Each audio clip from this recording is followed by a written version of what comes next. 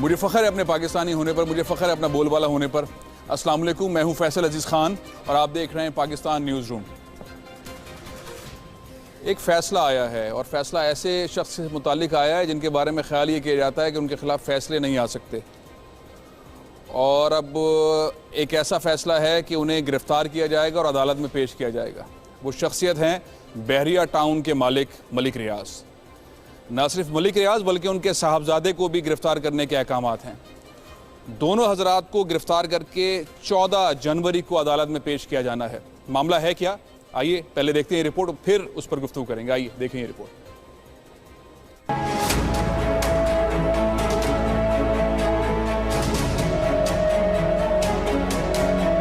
Civil जज रावलपिंडी की अदालत ने बहरिया टाउन के चेयरमैन मलिक रियाज हुसैन के नाकाबिले जमानत वारंट जारी कर दिए।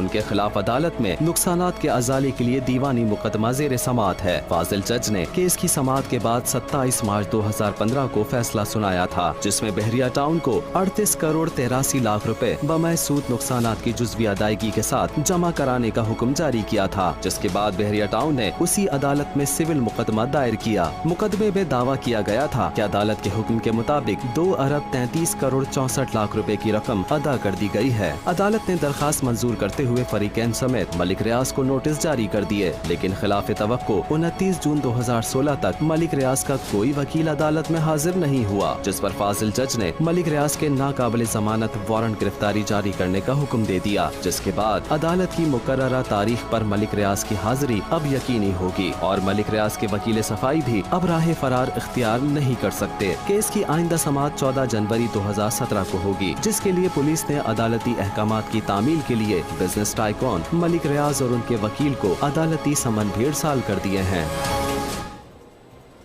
अस्सलाम वालेकुम, पाकिस्तान न्यूज़ रूम के साथ मैं हूं तलहा जतोई। पाकिस्तान का एक बहुत बड़ा अलमिया है, पैसे की ताकत इंसान को अंधा कर देती है और इस पैसे की ताकत के बलबूते पर कुछ जीरोज हीरोज भी बन जाते हैं। ये वो एक्सक्लूसिव खबर थी जो आपने इस वक्त बोल टेलीविजन नेटवर्क और पाकिस्तान न्यूज़ रूम में देखी, जो पूरे इलेक्ट्रॉनिक मीडिया, प्रिंट मीडिया पे आपको नहीं मिलेगी। मिलेगी तो सिर्फ बोल पर, पाकिस्तान न्यूज़ रूम पर। इसकी सिर्फ एक ही वजह है कि पैसे की ताकत से मीडिया को भी खरीद लिया जाता है। फैसल अजीज खान, चीफ न्यूज़ ऑफिसर, मेरे साथ मौजूद है। फैसल साहब, ये बताइए, क्या अब मलिक रियाज अदालत में पेश होंगे, अदालतों का एहतराम करेंगे, या वही रीत बरकरार रहेगी? पहले तो जो आपने बातें कर दी ना इतनी सारी कि मीडिया को ख़रीद लिया गया है और मीडिया पे खबर नहीं चल सकती, ये खबर देने का बुनियादी मकसद भी यही था कि जो खबर होगी वो बोल पर आएगी, जो खबर होगी वही बोल पर आएगी। सनसनीखेज़ी बोल पर नहीं आ सकती, तशद्दुद आमेज़ चीज़ें बोल पर नहीं आ सकती, नेगेटिविटी बोल पर नहीं आ सकती। तो बोल पर जो खबर होगी वो आएगी, इस खबर है और ये आई है। मलिक रियाज साहब ने बहुत कम वक्त के अंदर पाकिस्तान में बहुत ज़्यादा तरक्की की है और बहुत अच्छी तरक्की भी पाकिस्तानी शहरियों को उनकी वजह से हासिल हुई है। इसमें कोई शुबा नहीं है कि उन्होंने बहरिया टाउन कराची में, लाहौर में, इस्लामाबाद में और दीगर शहरों के अंदर बहुत ही मुनज़्ज़म अंदाज से बनाए हैं, लेकिन उसमें बहुत सारी चीज़ें शॉर्टकट के थ्रू हुई हैं जो कि कानून की खिलाफ वर्जियाँ हैं। वो कुछ मामला अदालतों में चल रहे हैं, कुछ नायब केस कोर्ट में चल रहे हैं, कुछ उन्होंने इस तरह के मामला किए हैं कराची में बहरिया टाउन के हवाले से भी बहुत सारी ऐसी चीज़ें जिसको वक्तन सामने आना चाहिए कि ये अगर कोई ज़मीन ली जा रही है तो वो ज़मीन का, या जो मकान लिया जा रहा है या फ्लैट लिया जा रहा है, उसके अमाउंट जो है वो सिंध गवर्नमेंट को या कराची की गवर्नमेंट को मिलने चाहिए, क्योंकि वो कराची में, इसी तरह से लाहौर में, इसी तरह से इस्लामाबाद में जो मोनोपोली है बहरिया टाउन की, उसके ऊपर कानून साजी, उसके ऊपर बात करने की ज़रूरत है। लेकिन चूँकि वो मीडिया हाउसेस को भी बाय कर लेते हैं, पॉलिटिशियंस को भी कर लेते हैं, तमाम लोगों को कर लेते हैं, बड़ी आसानी से मैनिपुलेट कर लेते हैं, तो वो चीज़ें सामने मंजर आम पर नहीं आती। लेकिन बोल कोशिश करेगा कि वो चीज़ें जो कानून की खिलाफ वर्जी हैं वो सामने लाए। एक और एक अहम चीज़ है कि ये जो पिछले दिनों एक बच्ची है तैयबा, ये वो बच्ची है जो घरेलू मुलाजमा है और जिसके बारे में जज साहब के पास एक ऐसे काम करती थी और उन पर तशद्दुद हुआ और जज साहब के ऊपर इल्ज़ाम आयद है।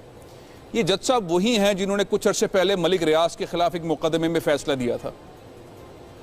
मैं ये नहीं कह रहा कि ये वो फलाना, लेकिन ये वो जज साहब हैं जिन्होंने मलिक रियाज के ख़िलाफ़ फ़ैसला दिया था। मलिक रियाज बहुत सारी चीज़ें इस तरह से कहते रहे हैं और कह देते हैं बहुत आसानी से कि बहुत कीमती बड़ी पावर है पैसे में और हर चीज़ ख़रीदी जा सकती है, और हम देखते भी हैं ये। लेकिन बहरहाल ये तमाम चीज़ें उनकी अपनी जगह पे, लेकिन मैं उनकी पॉजिटिविटी से बड़ा कायल हूँ कि वो बहुत सारी चीज़ें ऐसी कर चुके हैं पाकिस्तान में, किसी और ने नहीं किया। आप बहरिया टाउन कराची देखते हैं, आप हैरान हो जाते हैं।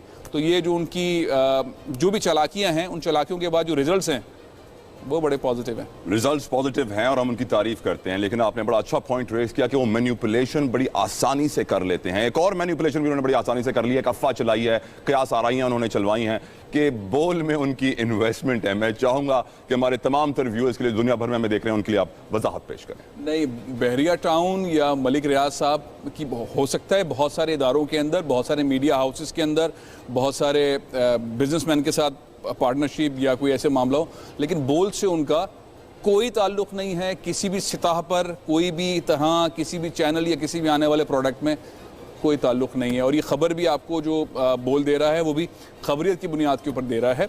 इससे बहुत क्लियरिटी है, इसके अंदर कोई ऐसी चीज़ नहीं है। क्या वजह है कि मलिक रियाज ने भी ये झूठी अफवाहें या उनके ग्रुप ने ये उड़ाई हैं और बोल के साथ अपना नाम जोड़ने की कोशिश की जाए? जिसने इतना कुछ हासिल कर लिया, वो बोल के साथ अपना नाम जोड़कर क्या हासिल करना चाह रहा है फैसल साहब? मेरा ख्याल है कि लोग जो हैं अंदाजे लगाते हैं, हमारे मुल्क के अंदर अंदाजे लगते हैं और वो अंदाजे ऐसे चले जाते हैं। तो मलिक अंदाजे लग गए और मलिक साहब ने मना नहीं किया और खामोशी इख्तियार की, तो उससे तासुर चला गया कि बोल जो है, लेकिन जो भी बोल के साथ अपना नाम जोड़ लेता है, उसकी इज्जत में, उसकी शोहरत में, उसके लेवल में बहुत इजाफा भी हो जाता है फैसल साहब। बिल्कुल हो जाता है। ये पाकिस्तान का वक़ार है बोल, और पाकिस्तान की इमेज बिल्डिंग कर रहा है बोल। तो इंशाल्लाह जो भी पाकिस्तान में अच्छे लोग होंगे वो बोल के साथ कनेक्ट होकर पाकिस्तान के साथ मिलकर साथ काम करेंगे। मलिक रियाज से मुतालिक और भी बहुत सारी खबरें हैं। कराची में बहरिया टाउन से मुतालिक उनके बड़े स्कैंडल्स हैं, ज़मीनों के बहुत सारे घपले हैं, अदालतों के अंदर भी चल रहे हैं। कौड़ियों के दाम, करोड़ों की ज़मीन लेकर ये चीज़ें बनाई गई है। अच्छा बहरिया टाउन बना है, लेकिन कानून की जहाँ जहाँ खिलाफ वर्जी हुई है उस पर आने वाले वक्त में आप रिपोर्ट्स देखेंगे। जी शाहिद तो साहब। जनाब यानी मेरे पास खबर ये है कि नैब आर्डीनेंस में तरमीम के लिए जो पार्लिमानी कमेटी बनी है उसका इजलास अगले हफ्ते होगा। इसके लिए अक्सर सियासी जमातों की राय ये है कि नैब आर्डीनेंस में इस तरह की तरमीम की जाए कि पार्लियामेंट के अख्तियारात ज़्यादा हों। नैब का जो चेयरमैन है, जो नैब में काम करने वाले लोग हैं, उनके पावर्स जो हैं भले ज़्यादा हों, लेकिन उन पे असम्बली जो है, नेशनल असम्बली पार्लियामेंट जो है, वो उनको ओवरसी करे और ख़ास तौर पर बड़ी सज़ाएं जो हैं उनको इंडोर्स असम्बली करे। अक्सर सियासी जमातें ये कह रही हैं। प्ली बारगेन वाली शिक उसमें ख़त्म करने की कोशिश कर रही हैं सियासी जमातें, और वो ये कह रही हैं कि सिंध में जो नैब का चार्म ख़त्म करने की बातें कर रहे हैं। आप हज़ार रुपये लूटें एहतसाब और 900 रुपये दे दें। प्ली बारगेन तमाम सियासी जमातें ख़त्म करना चाह रही हैं। प्ली बारगेन वाली शिक भी ख़त्म करना चाह रही हैं। तमाम सियासी जमातें इसकी मुखालिफ है। मैं आपको बता दूं, मुस्लिम लीग नून के मौक़िफ़ अभी वाज़ेह नहीं हुआ। बाकी पीपल्स पार्टी, जमात इस्लामी, जमीयत उलमा इस्लाम, तहरीक इंसाफ, सब प्ली बारगेन ख़त्म करना। बहुत अच्छी बात है, लेकिन इस पर थोड़ा सा मैं, अगर आप गुजारिश मेरी सुने, नैब इसका मतलब ख़त्म हो रहा है या नया इदारा बन रहा है? नैब के अंदर तो ये तो लग्जरी है, आप जितनी करप्शन करें, आएँ पैसे दें, मीडिया हाउस चला लें। आप पैसे दें, दोबारा सरकारी अफसर के तौर पर आकर बैठ जाएं। आप पैसा बनाएं, पैसे दें और फारिग हो। कोई शक नहीं है, लेकिन मैं इस बात पे बिलीव करता हूँ, अगर एहतसाब जो है वो जमहूरी हो और पार्लिमानी इदारों के ज़रिए हो तो वो ज़्यादा कड़ा एहतसाब होगा।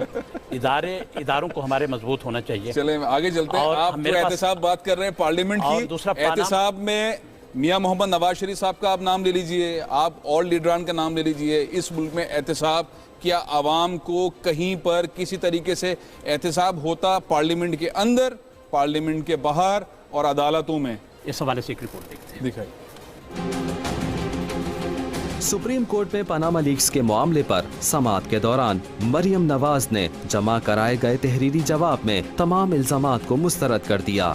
दस्कॉल दस्तावेजात पर मरियम नवाज का मौक़िफ़ है कि दस्तावेजात पर मौजूद दस्तखत जाली हैं। उनका कहना था कि वो जायदाद की बेनिफिशियल मालिका नहीं, सिर्फ कंपनियों की ट्रस्टी और सिग्नेटरी हैं। उनके जमा कराए गए जवाब के मुताबिक शमीम एग्री फॉर्म्स अलमारूफ रायविंड स्टेट में 5 घर हैं, जिनमें से एक घर में दादी शमीम अख्तर रिहाइश पजीर हैं, एक घर में उनकी वालिद और वालिदा रहते हैं, तीसरा घर मरहूम चचा अब्बास शरीफ के अहले खाना के पास है, चौथे घर में शहबाज शरीफ की फैमिली, जबकि 5वें घर में वो खुद रहती हैं।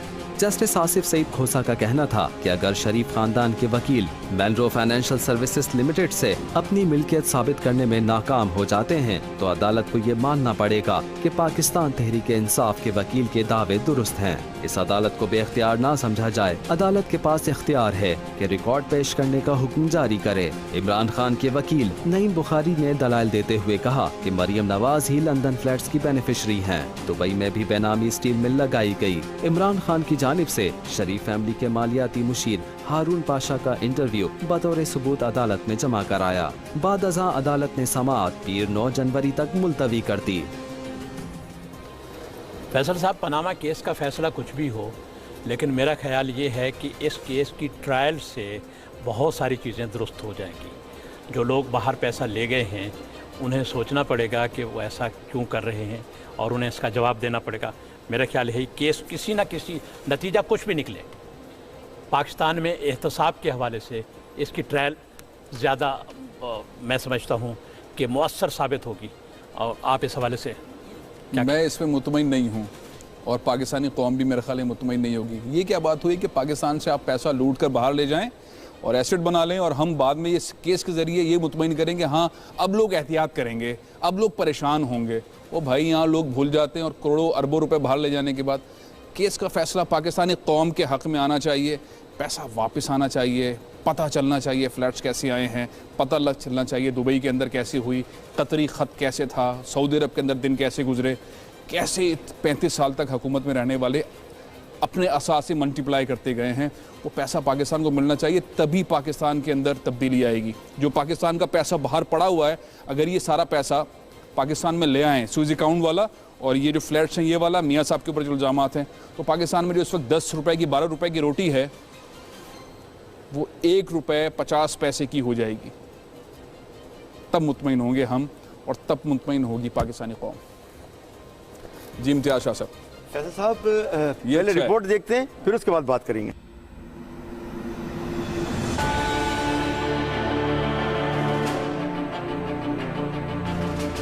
आईन की 21वीं तरमीम के नतीजे में तश्कील दी जाने वाली फौजी अदालतों की मुद्दत पूरी हो गई। हुकूमत की कमजोरियों और सुस्त रवि पर दहशतगर्दी और इंतहा पसंदी के मुकदमात से निपटने के लिए फौजी अदालतें दीगर अहम मुल्की मामलात के साथ तवज्जो का मरकज बनी रहीं। फौजी अदालतों की तश्कील के लिए आर्मी एक्ट 1952 में तरमीम के बाद सदर पाकिस्तान ने 7 जनवरी सन 2015 को दस्तखत किए, जिससे तमाम सियासी जमातों की हिमायत हासिल थी। जबकि सुप्रीम कोर्ट के 17 रुकनी लॉर्जर बेंच ने भी इसे कसरत राय से बरकरार रखा। मगर अब मुल्क की बाज़ जमातें इन फौजी अदालतों की तौसी की मुखालिफ हैं, जिसके साथ ही सवाल ये उठता है कि क्या फौजी अदालतों से वो मकासद हासिल हुए जिसके लिए इन अदालतों को तश्कील दिया गया था। आर्मी पब्लिक स्कूल पिशावर पर दहशतगर्द हमले में 130 मासूम बच्चों की शहादत के बाद हुकूमत मफलूज होकर रह गई, जिस पर फौजी अदालतों का कयाम नागुज़ीर समझा गया। ISPR के मुताबिक जनवरी सन 2015 से जनवरी सन 2017 तक फौजी अदालतों में 367 मुकदमात की समाअत हुई, जिनमें 274 मुकदमात के फैसले सुनाए गए, जबकि 93 मुकदमात अब भी जेर समाअत थे। दहशतगर्दी के इन मुकदमात में 161 मुजरिमों को सजा सुनाई गई, जिनमें से 12 मुजरिमों को सजाए मौत और 113 मुजरिमों को उम्र कैद की सजा सुनाई गई। मगर मुल्क में जारी अमन और अमान की सूरत हाल के बावजूद वजीर दाखिला चौधरी निसार कहते हैं कि फौजी अदालतों में तौसी की कोई तजवीज जेर गौर नहीं। ये अदालतें 2 साल के लिए कायम की गई थीं, जिनमें चलने वाले 160 मुकदमात इंसदाद दहशतगर्दी की अदालतों के सुपुर्द किए जाएंगे।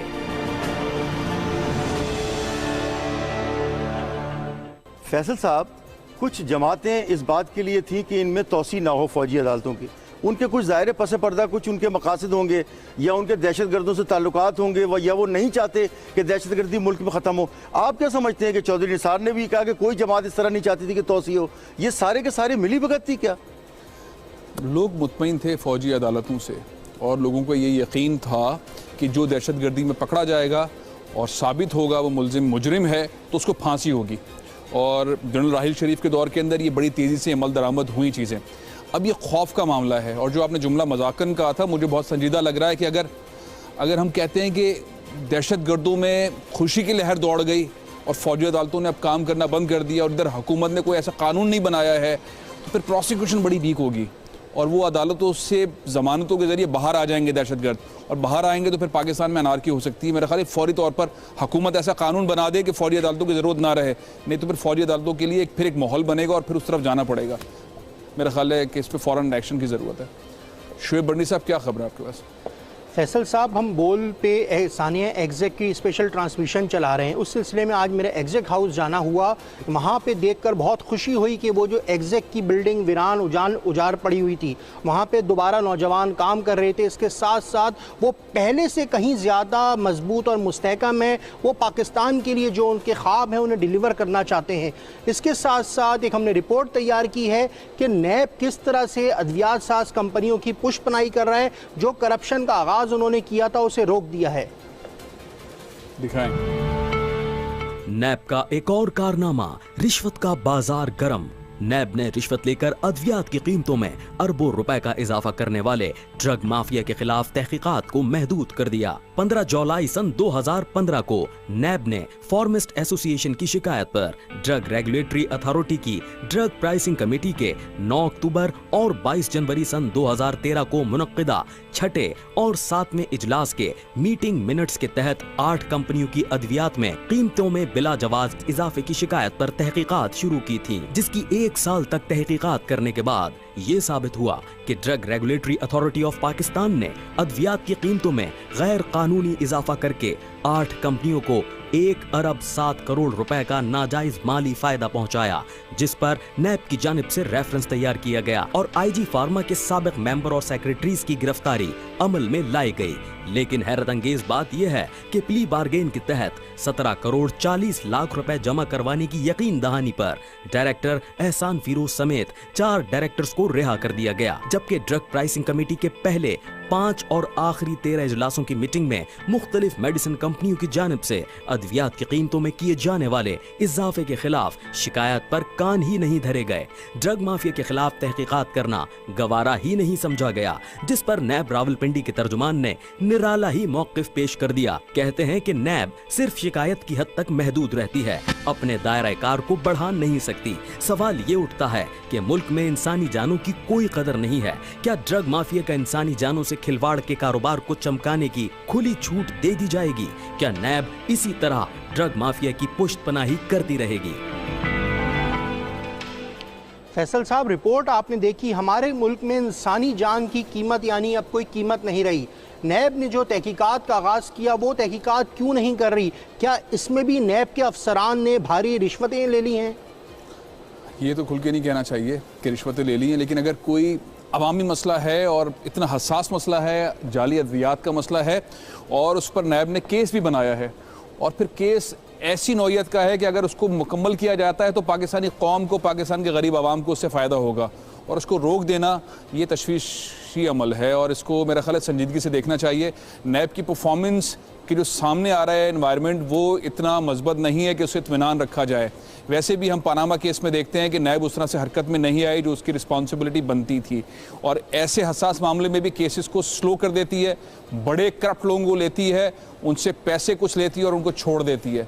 नैब के कवानीन के ऊपर इस्लाहात की शदीद ज़रूरत देखी जा रही है।